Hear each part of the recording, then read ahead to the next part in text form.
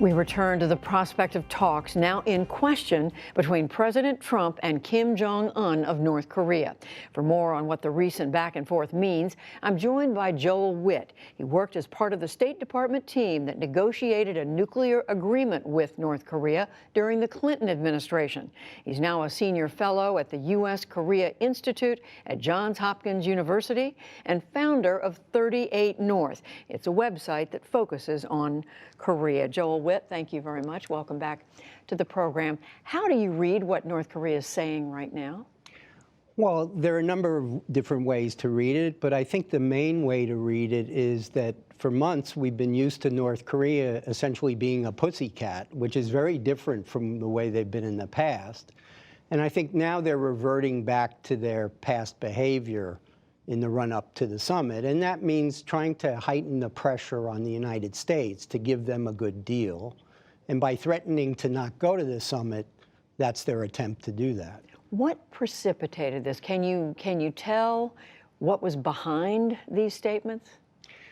Well, aside from the general North Korean attempt to play tough guy, which they normally do, there could have been a number of other things that were going on. One, it may reflect difficulties in secret preparatory talks that are leading up to the summit that I think are being held in Singapore. These are have been underway. They've been underway because, as we all know, the leaders don't sit down at a summit and negotiate agreements by themselves. There's a lot of preparation ahead of time. So it could be a reflection of that. But secondly, it's also a reaction to some of the statements by Trump administration officials like John Bolton, which basically say to the North Koreans, you give up your nuclear weapons and then we'll reward you afterwards. And that's unacceptable to them. So if Bolton's statement went too far, which as we reported earlier, the White House sounds like they're backing away from, they're saying we don't have a specific plan for what we think North Korea should do. But it does sound as if then there's room for the North Koreans to do something, to do some steps, some measure toward nuclear disarmament. Well, that's exactly the case. That's what a negotiation is about. So what we're hearing are, at least from the United States, we're hearing the opening position, which is you give up everything, and then we'll give you something in return. And the North Korean position, which isn't public, but I'm pretty sure is, no, we'll gradually give up things, but you give us things in return during that process. So the issue is whether the two sides can meet somewhere in between that's acceptable to both. So the Trump administration, the North Koreans are saying you need to do something about these joint exercises, the U.S. and South Korea. They're saying a couple things. The Trump administration has been saying we're not going to make any concessions. It's entirely up to the North. But in fact, are there steps that the U.S. and South Korea are going to need to seriously consider taking before there can be any deal? Well, there are a lot of steps because what the North Koreans are going to demand are, first, the normalization of relations with the United States, the establishment of diplomatic relations. Secondly, they're going to demand lifting of the sanctions. And the third step they're going to demand is a peace treaty. And all of these are big steps for the United States and South Korea to take.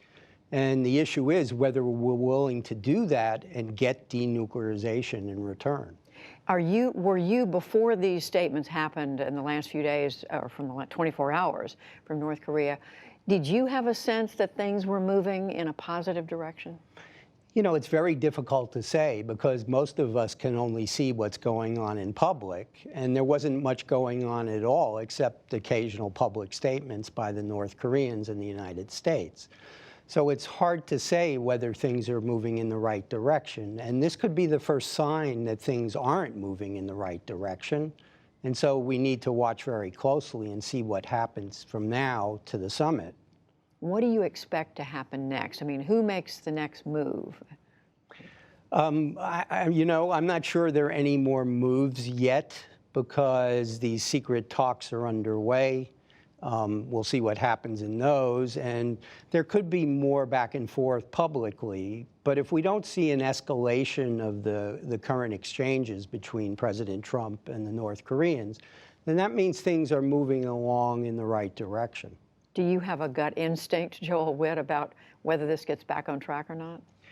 You know, all along I've thought that there will be a summit, and a lot of people have been very skeptical about that. And my analysis is from the North Korean angle. I think they are very serious about having a meeting with President Trump and finding a way from confrontation to a peaceful path forward. The issue is, as I said earlier, whether we can make the two sides' positions come together in a way that's acceptable to both. Joel Witt with the U.S. Korea Institute at Johns Hopkins University. Thank you. Thank you.